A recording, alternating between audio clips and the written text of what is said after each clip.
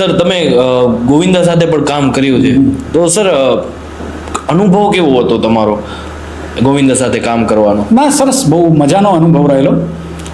ગોવિંદા આમ લોકો એમ કહે કે ભાઈ પેલો એને ટેન્ટ્રમ્સ ના તો ખોટા ઘણી વખત હેરાન કરવા, એવું કશું છે નહીં. બહુ ડાઉન ટુ અર્થ, એટલે એ ખોટી વાતો છે બધી. બહુ જ સેન્સ બહુ જ એનામાં ગજબ છે. એટલે એનામાં એક્ટિંગની તો એ સરસ સેન્સ છે જ, એની સાથે મ્યુઝિકની સેન્સ બહુ સારી એનામાં, સાથે સાથે ડાન્સની સેન્સ પણ એ સ્પોન્ટેનિયસ ડાન્સર છે. બીજા બધા સ્ટેપ્સ કરે છે, બીજા બધા એક્ટરો છે ને એ તમે જોશો ને તો સ્ટેપ કરે, જ્યારે ગોવિંદા ડાન્સ કરે છે ફીલથી. એને મજા જ પડે. મ્યુઝિક વાગે એટલે જે એની મેળે અચાનક નાચવા માંડે ને, એ પેલા બધા જે છે ને એ કે ભાઈ એને જબરજસ્ત સ્ટેપ કરેલા. ગોવિંદા સ્ટેપ ક્યારેય કરતા એવું લાગશે જ નહીં, બહુ જ નેચરલ ફ્લોમાં ડાન્સર. તમે ક્રિએટિવિટી કીધી એવી રીતના અંદરથી નીકળે. એક્ટર માટે, સંપૂર્ણ એક્ટર માટે કે એને અભિનયની સાથે એ નૃત્ય પણ કરી શકતો હોવો જોઈએ, સંગીતનો પણ જાણકાર હોવો જોઈએ, એ એનામાં કળા પૂરેપૂરી છે. એટલે એમની સાથે એને મેં કહ્યું ને, એમણે તો પહેલી વખત ગીત સાંભળીને જ એટલે સેન્સ સાથે કીધું હતું કે આ ગીત લેવા જેવું છે ને. એવી જ રીતના એમણે બીજી વાર પછી તો ઘણી વખત એમને મળવાનું એ થયું, પણ બહુ સરસ આમ ડાઉન ટુ અર્થ. એની સાથે સાથે એમણે અમારા ગીતનું, બીજા ગીતનું રેકોર્ડિંગ થતું હતું ત્યારે એમણે જાવેદ અખ્તરને ખાસ ઇન્વાઇટ કર્યા હતા કે આપણે આ ગીતનું પેલું ઇનોગ્રેશન પાર્ટી એ જાવેદ અખ્તરથી કરીને. એ ટાઈમે મારું માધુરી દીક્ષિત મિલી રસ્તે મેં એ હિટ ગયેલું.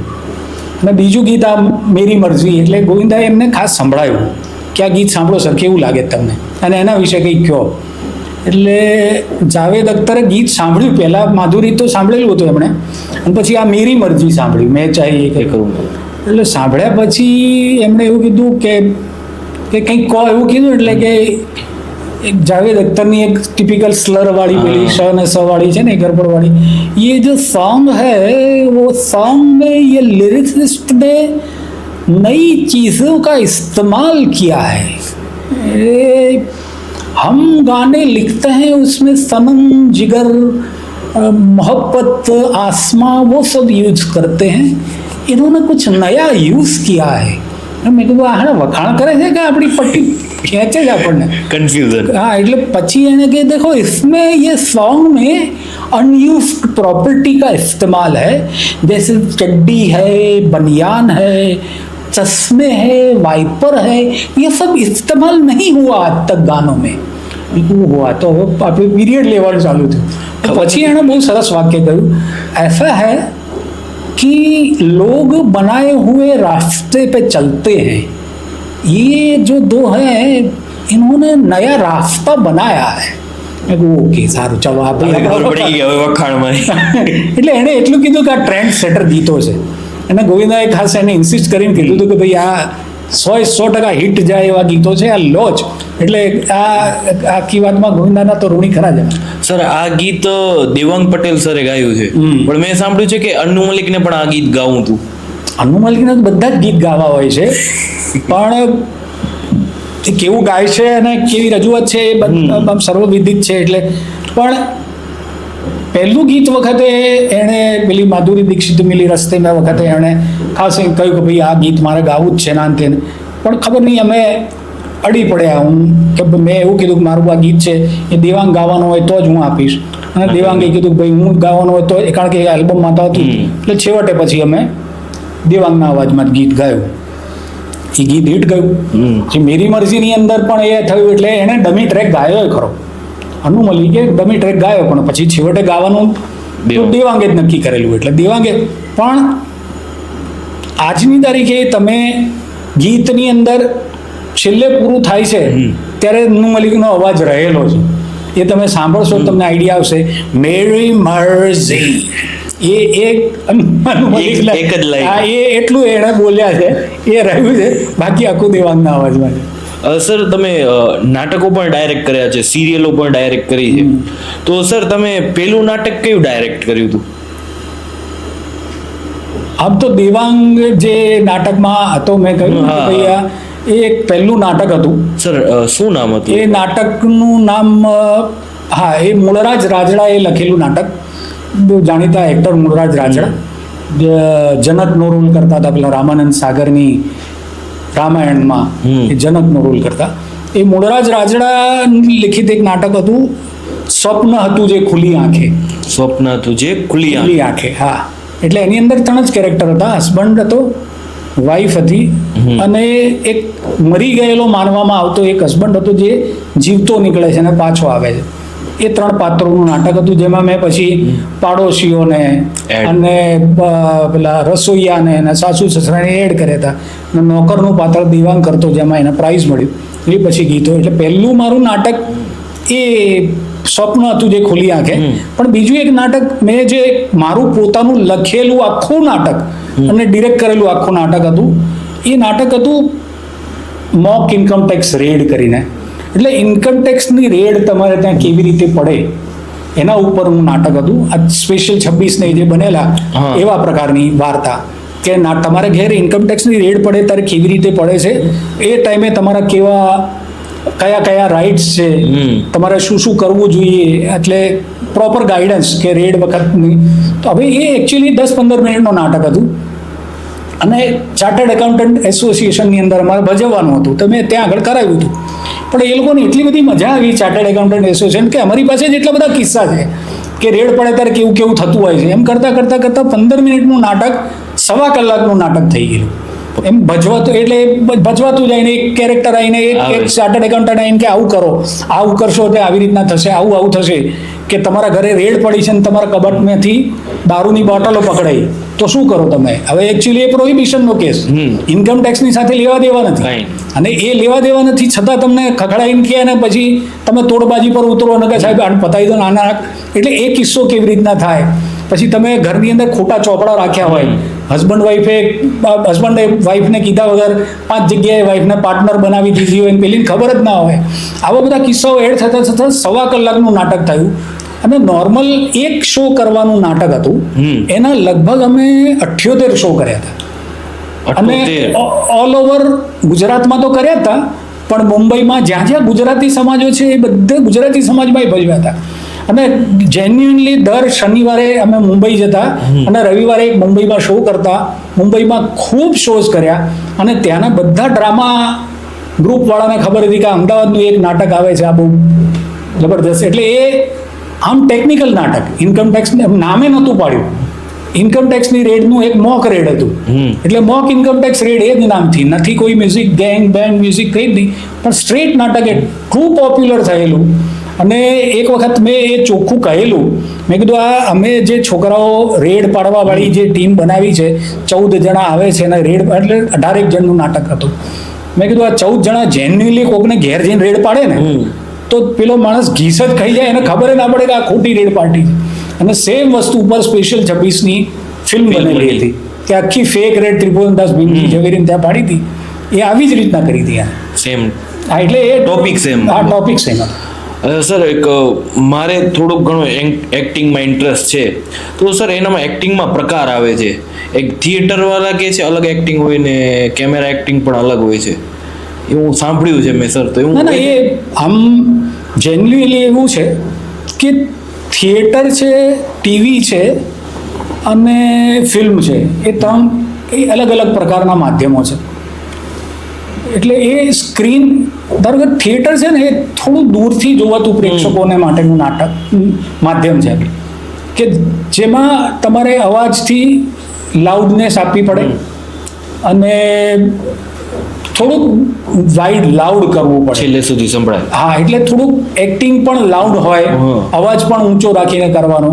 જ્યારે ટેલિવિઝન છે ને એ ક્લોઝઅપનું માધ્યમ છે, એટલે એમાં તમારે બહુ લાઉડ કરવાની જરૂર નથી. એટલે ઘણા નાટકના કલાકારો જ્યારે ટીવી પર કરતા હોય ને ત્યારે તમને ખબર પડે કે નોર્મલ કોર્સમાં આટલું બધું નાટકની અંદર કેમ એમ કરે ને, જ્યારે સિરિયલમાં કેમ આટલું બધું કરવાની જરૂર ના હોય. સ્લો નાનું સેમ વસ્તુ ફિલ્મોની અંદર છે. એ મિડ શોટનું છે માધ્યમ, એ તમને લોંગ ફ્રેમની અંદર બધું જ દેખાતું હોય છે, પણ એમાં લાઉડલી કરવાની જરૂર નથી, માઇન્યુટલી કરી શકો તમે.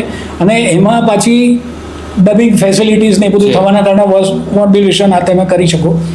એ અલગ અલગ આવી રીતના માધ્યમો છે એક્ટિંગના. તો સર હવે મને ઇન્ટરેસ્ટ છે, તો સર મારા જેવા કેટલાય હશે કે જેને એક્ટિંગમાં ઇન્ટરેસ્ટ છે ને સર ગુજરાતી ઇન્ડસ્ટ્રી અત્યારે એના પીક ઉપર છે કે હવે ટક્કર આપે છે, બોલિવૂડમાં પણ એની રિમેકો બને છે. તો સર અત્યારે જે છોકરીને જેને એક્ટિંગમાં ઇન્ટરેસ્ટ છે તો એ કેવી રીતના ઇન્ડસ્ટ્રીમાં એન્ટર કરી શકે? એન્ટર કરી શકવાના તો આમ તો માધ્યમો, તમે તમારા આવી રીતના નાટક, બેસિકલી નાટક થોડુંક કરેલું હોય ને, થિયેટર કરવું જરૂરી છે, કારણ કે એક્ટિંગ, બેસિક એક્ટિંગનું તમને નોલેજ એમાંથી મળતું હોય છે. બીજું એક એ છે કે તમે કેવી એક્ટિંગ કરો છો ને એ તરત ઓડિયન્સ રિએક્શન પરથી ખબર પડતી હોય છે થિયેટરમાં કરો ત્યારે. એટલે એક એક્ટિંગની પદ્ધતિઓ જ્યારે શીખવાની હોય ત્યારે, એટલે એક્ટરોએ સૌથી પહેલાં થિયેટર તો કરવું જ જોઈએ. અત્યારે હમણાં જ મેં ક્યાંક જોયું હતું, વાંચ્યું, સાંભળ્યું હતું કે અત્યારે એક્ટર બનવા માટે લોકો જીમમાં જાય છે, બોડી બનાવે. હવે એ જ્યારે એક્ટિંગ કરવા માટે ખરેખર તમારે એક્ટિંગ સ્કૂલમાં જવું જોઈએ. એની જગ્યાએ બોડી બનાવવું જરૂરી છે, એની ના નથી, પણ ફિઝિકલ ફિટનેસ ને બધું ઓકે, પણ એક્ટિંગ કરવા માટે તમારે બેઝિકલી એક્ટર તરીકે થિયેટરમાંથી તો પસાર થવું જોઈએ, એક્ટિંગ પ્રોપર શીખવા માટે. બાકી કઈ રીતે પ્રવેશ મેળવવો એ તમે આવા પ્રકારના નાટકો કરેલા હોય, ક્યારેક તમારા એક્ટિંગના શો રીલ્સ બનાવેલા હોય, તમે આવી રીતના નાના નાના વિડીયોઝ ક્રિએટ કરેલા હોય, એ તમે જે કંઈ પણ કાસ્ટિંગ ડિરેક્ટર હોય એમને બતાડી શકો. તમારા પરિચયની અંદર હોય તો એ ડિરેક્ટરને એને બતાડી શકો. નોર્મલી આવી રીતના કોન્ટેક્ટ થ્રી તમને કામ મળતું રહેતું હોય છે. સર તમે ગુજરાતી ઇન્ડસ્ટ્રીમાં ઘણું કામ કર્યું, તો સર તમે બોલિવૂડમાં કેમ ન ગયા? હિન્દી ઇન્ડસ્ટ્રી? મારે તો હોલિવૂડમાં જવું હતું, પણ આમાં એવું છે, પેલું એક જાણીતું ગીત છે ને કે હુકમ કરો તો પીર જાત્રાએ જાય. હા, હવે હુકમ કરે નહીં તો એની મેળે ખાલી ત્યાંથી બેસવાનો મતલબ નથી. એટલે અહીંયા આગળ જ્યાં સરસ કામ ડેવલપ થયેલું મળતું ગયું. હિન્દીની અંદર હવે તો એવું રહ્યું નથી કે તમારે ત્યાં જઈને જ બેસવું પડે, કે ત્યાં ઓનલાઈન અત્યારે બધું થઈ ગયેલું છે, એટલે computer through, mobile through, laptop through તમે કામ કરી શકો. એટલે ઘણું બધું કામ અહીંયાથી થઈ શકે છે.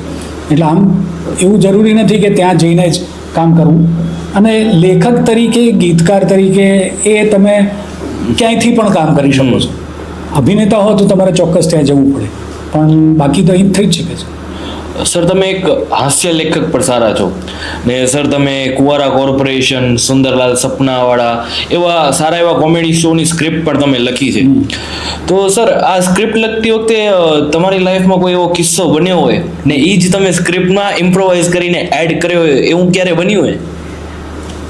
આમ તો આ બધા કેરેક્ટર બેઝ ડ્રામા, પેલી સિરિયલો ને હોય કે જેની અંદર અલગ અલગ પ્રકારના કેરેક્ટર્સ ક્રિએટ કરેલા. કુંવારા કોર્પોરેશન દૂરદર્શન માટે મેં કરેલી, સુંદરલાલ સપનાવાળા જે છે એ ટીવી માટે કરેલી. એટલે એની અંદર એક બેસિક સ્ટ્રક્ચર હોય ને એ કેરેક્ટર એ હોય. પણ ઘણી વખત જ્યારે ઓરિજિનલ વાર્તાની સાથે તમને ક્રિએટ કરવાનું યાદગાર બને ત્યારે એવા ઘણા બધા પ્રસંગો છે કે જેમાંથી સાચા બનેલા પ્રસંગોમાંથી એ ક્રિએટ કરેલો. મારે ત્યાં આગળ એક પ્લમ્બર કામ કરતો હતો, જસવંત નામ હતું એનું.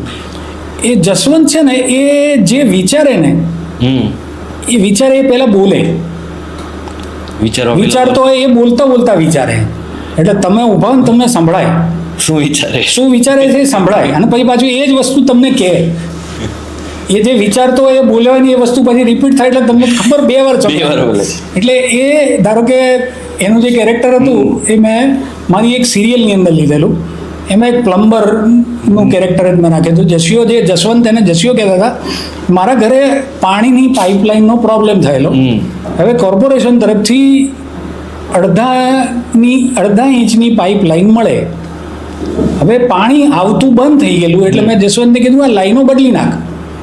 એટલે જસવંત પાણીની લાઈનો જે અંડરગ્રાઉન્ડ હોય એના ખાડા ખોદીને લાઈનો જોતો હતો, અને ખાડા ખોદેલા ટેકરા ઉપર બેઠો બેઠો એ વિચારતો હતો. એટલે કે આમ એ જે હું કહું છું વિચારે છે, બોલે, એ કેવી રીતના કરતો એ કહું તમને. ઓમથી અડધાની પાઇપ આવે છે, ઓમથી બીજી અડધાની પાઇપ આવે છે. આ બે જે અડધાની પાઇપ આવે છે એની વચ્ચે હું ટી મારું અને એને પૂણાની લાઈન જોડે જોડી દઉં તો પાણી આવે. આવું વિચારીને પછી મારી સામે જોઈ બેઠે. બનાસકાંઠા ટાઈપ. એટલે એ મને એને કહેવાનું શરૂ કરે એ પહેલાં મેં એને કહ્યું, મેં કીધું જસિયા એક કામ કર, આમથી અડધાની પાઇપ આવે છે, આમથી અડધાની આવે છે, તું એને ટી મારીને જોઈન્ટ કરીને પોણાની બનાવી દે તો પાણી ના આવે. ઓહો સાહેબ, તમને પંબરનું કામ આવડે છે કે? હવે એ આખું જે વિચારતો તે બોલ્યો તો મને તો સંભળાયું હતું જ. એટલે તે જે કહ્યું એ આખું કેરેક્ટર મેં એ મારી સિરિયલની અંદર લીધેલું. આપણે સાહેબની ઓફિસમાં જઈએ ને સાહેબનું મોઢામાં કહી દઈએ. હું શું કહું છું, આપણે સાહેબની ઓફિસમાં એ 2 વાર બોલ, એક વાર પોતે સ્વગત, જે પેલા નાટકોમાં સ્વગત બોલે ને એ ખરેખર એ વિચારતા સ્વગત બોલે એવું કરતો હતો. એટલે તે જે કહ્યું એ કેરેક્ટર આવી રીતના, અને બહુ જ પોપ્યુલર થયેલું કેરેક્ટર. સર આવા કેરેક્ટર બહુ વાલી જાય ખતરનાક. સર તમારી જે 2 લાસ્ટ બુકો તમે લખી તે બેસ્ટ સેલર તરીકે હતી, રમૂજ, રિચાર્જ અને એજીઓજી ઇમોજી. સર તમે આ બુક જ્યારે લખતા હતા ત્યારે સર કઈ ભાવનાથી લખતા હતા? મતલબ કોઈ રિયલ કિસ્સા છે કે તમે આ ટપરી ઉપર બેસીને વિચાર્યું છે? ના, આ એવું છે કે હું છે ને ફરી એક વખત આ ઘટના પેલી લાઈફની સ્ટાઇલની સાથે જોડું કે મેં આ ગીતકાર તરીકે મારા સરસ મને કામ મળતું થયું. પછી એમાંથી આ સિરિયલો લખવાનું કામ મળતું થયું. સિરિયલો મારી કોમેડી ઘણી બધી પોપ્યુલર થયેલી. પછી એ ડ્યુરિંગની અંદર અહીંયા આગળ નવું એક ન્યૂઝપેપર શરૂ થયું. મેઇન 2 હતા, એમાંથી એક ત્રીજું એક નવું ન્યૂઝપેપર શરૂ થયું ને એમને હાસ્યની કોલમ કરવી હતી. હવે પત્રકારો બધા અલગ અલગ જગ્યાએ જોતા રહેતા હોય, કામ કરતા હોય, એટલે ખ્યાલ હોય કે આ હાસ્ય લખે છે કોણ. એટલે એમાંથી એક જે એડિટર હતા મનીષભાઈ મહેતા કરીને, એમણે શોધ્યું કે ભાઈ હાસ્ય લેખન કરનારા આ ભાઈ છે વિનયભાઈ, એમને આપણે હાસ્યની જે કંઈ પણ આપણી પૂર્તિ છે સંભાળવાનું કહીએ. તો એમણે મને બોલાવ્યો અને મને કીધું કે આપણે હાસ્યની કોલમ તમે લખો. તો મેં એઝ યુઝ્યુઅલ જે પહેલા 2 વખત થયેલું, મેં કીધું મેં ક્યારેય હાસ્યની કોલમ લખી નથી, પણ આ નવું એક મારા માટે આવ્યું છે તો ચાલો ટ્રાય કરીએ. તો આજે 2025 છે, 2004ની સાલથી હું હાસ્યની કોલમ લખું છું. આજે 21 વર્ષ થયા. મારી 3 કોલમ છેલ્લા 21 વર્ષથી ચાલે છે અને વિધાઉટ બ્રેક. 21 વર્ષથી એક પણ અઠવાડિયું કોઈ પણ લેખ પાડ્યા વગર, ગુમાવ્યા વગર કે કન્ટિન્યુઅસ 21 વર્ષથી એક હાસ્ય લેખોની કોલમ ચાલે, બીજી એક સવાલ જવાબની કોલમ ચાલે છે, અને ત્રીજી અલગ અલગ ફોર્મેટમાં બનાવતો હતો. એકવાર પેરોડી ગીતોની કોમેન્ટ પેલી ચાલતી હતી, ફોટો મીમ્સ બનાવું, આવા પ્રકારની 3 કોલમ ચાલે છે. એ 21 વર્ષથી ચાલે છે. પણ એમાં અલગ અલગ હાસ્ય લેખોને બે ફોર્મેટ રાખ્યા છે કે એકમાં જનરલ ડિસ્ક્રિપ્ટિવ હાસ્ય લેખ હોય અને બીજી હાસ્યની ટૂંકી વાર્તા હોય. આ ટેલિવિઝનમાં અને ફિલ્મોમાં લખવાને કારણે દ્રશ્યોવાળી એક વાર્તા ટૂંકી એવી બનાવો કે જે તમે વાંચો ત્યારે તમને એઝ ઇટ ઇઝ કોઈક સિરિયલનો એપિસોડ જોતા હો એવા પ્રકારની ફિલિંગ આવે. એટલે રમૂજ રિચાર્જ જે છે એ રમૂજ રિચાર્જની અંદર હાસ્ય લેખો છે અને એજી મોજી ઇમોજી આ નામ છે એ એમાં હાસ્યની ટૂંકી વાર્તાઓ છે. આ 2 પુસ્તકો મારા છે. એટલે માણસોને વાર્તા મજા આવે. એટલે ઘણી વખત હાસ્ય લેખ છે, એ હાસ્ય લેખની અંદર અલગ અલગ પ્રકારના મેં આત્મકથાઓ લખેલી છે જે ક્યારેય કોઈએ વિચારી ના એવા પ્રકારની આત્મકથાઓ લખેલી છે કે જેની અંદર ટાલની આત્મકથા છે, ફાંદની આત્મકથા, મૂછની આત્મકથા, મચ્છરની આત્મકથા, ઇલીગલ ઓટલાની આત્મકથા, પછી કાચા રોડમાંથી પાકો રોડ બન્યો હોય એ રોડની આત્મકથા, અનએક્સપેક્ટેડ આત્મકથાઓ લખેલી છે એની અંદર.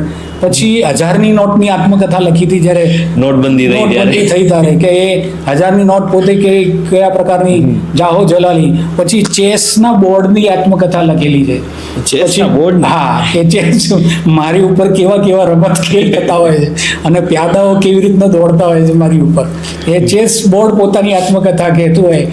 પછી એટલે આવા પ્રકારની વાર્તા લેખો છે, જ્યારે પેલામાં હાસ્ય કથાઓ છે. જે કોન્સેપ્ટ કોઈ વિચારે ન હોય એના ઉપર તમે આત્મકથા લખી છે.